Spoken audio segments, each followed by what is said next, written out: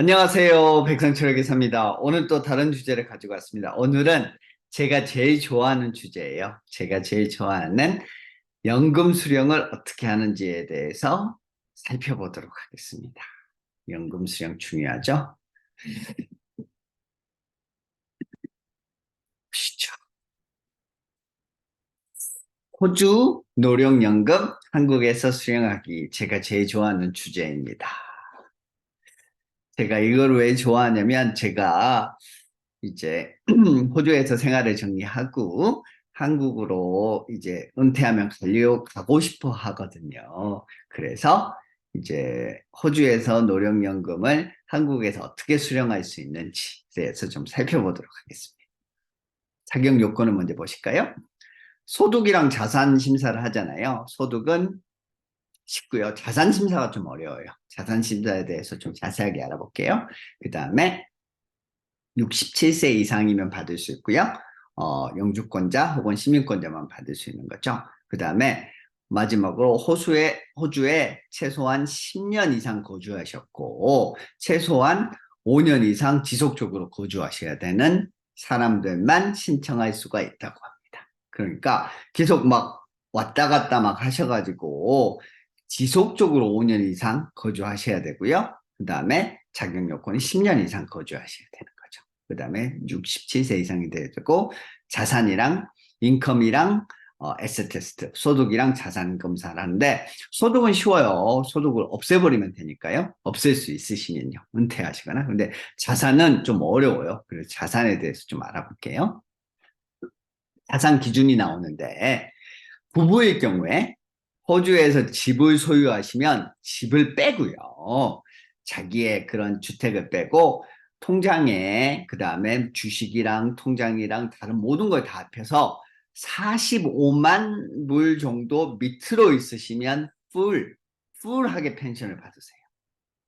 만약에 집이 없으신 분들은 뭐 69만 3천 정도가 밑으로 있으시면 그보다 밑으로 있으시면 풀 펜션을 받으시고요.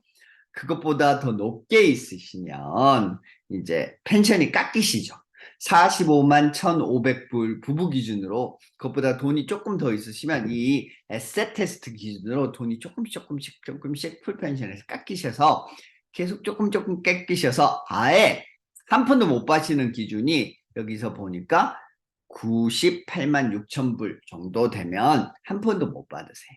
무주택의 경우에는 1.2 밀리언이네요. 계속 여기서 펜션이 깎이셔가지고 한 푼도 못 받으신대. 근데 여기에 중요한 거는 우리가 일하시면 지금 뭐 오스트레일리안 리타이머를 할지 뭐 아미스트를 할지 시버스의 슈퍼를 갖고 계시잖아요. 이 슈퍼가 요 자산에 포함이 됩니다. 아셨죠?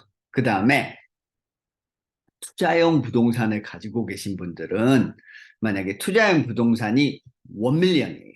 근데 론이 예를 들어서 80만 불이에요. 그러면 넷 에셋이 얼마인가요? 20만 불밖에 아니죠. 그러면 어떠나요? 20만 불이면 이것보다 미치니까 풀펜션을 받을 수 있잖아요. 은행 론은 빼줘야 되는 거예요. 그러니까 넷 에셋, 순자산만 계산하는 겁니다. 아셨죠? 본인이 인베스먼트 프로퍼티 투자한 부동산이 있었는데 은행 론이 많은 경우에는 은행 론이 빠지니까요.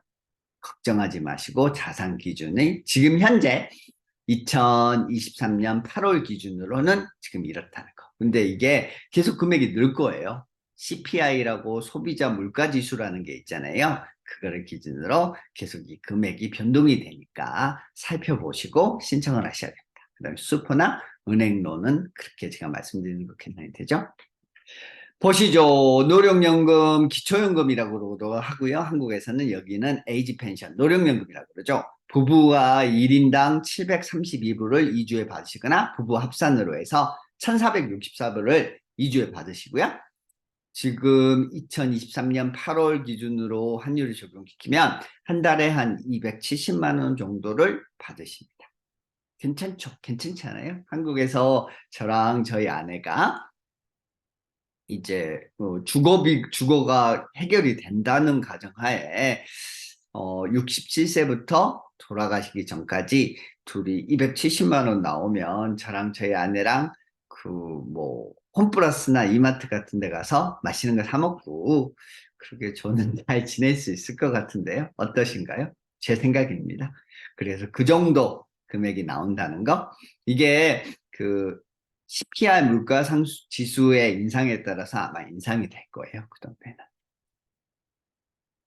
연금을 받기 전에 재산을 처분하고 싶습니다. 제가 자산이 아까 말씀하셨던 45만 불보다 더 많아요. 제 집 빼고요. 그래서 그거를 아들한테 주고 싶어요. 딸한테 주고 싶어요. 그러면 괜찮지 않을까요? 이렇게 질문하시는 분들 꽤 많아요.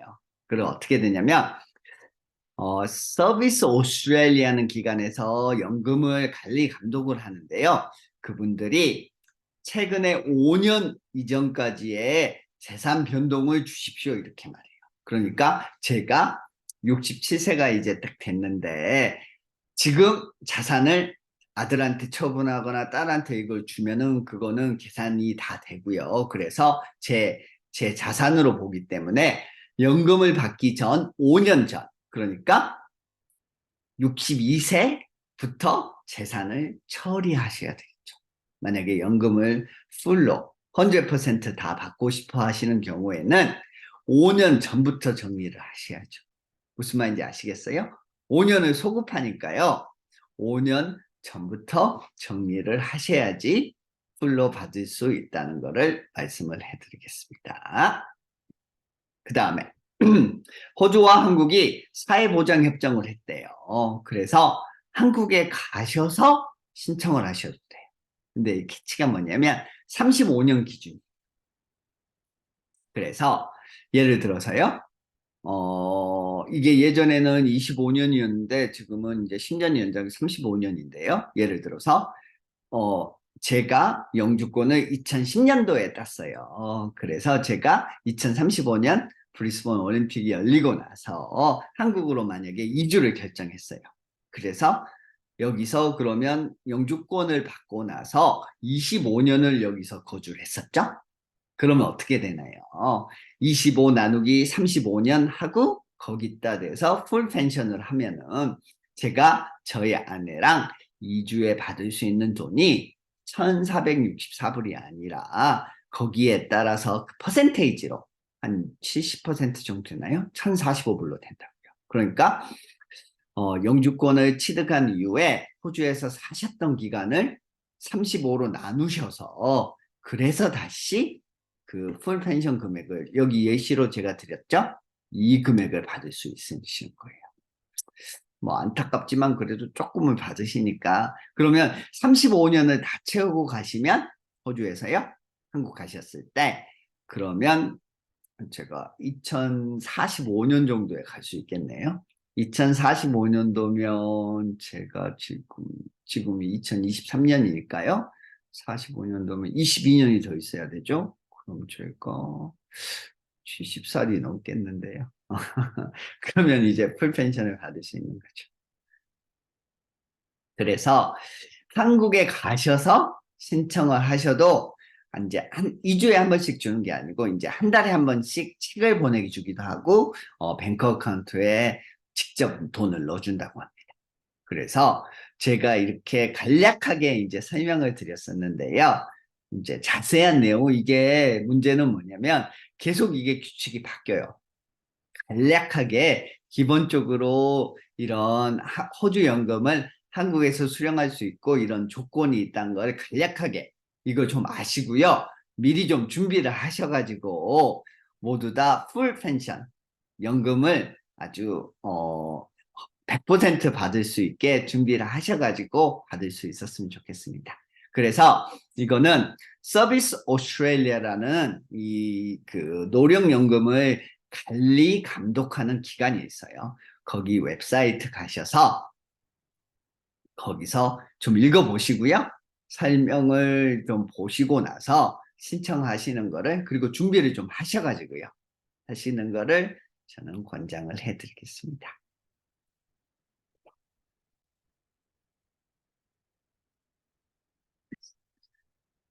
어떠셨나요? 기본적으로 이 펜션을 연금을 신청하는 걸 좀 아시고요. 그리고 나서 연금 조건이 되시는 거를 좀 준비를 하셔야 돼요.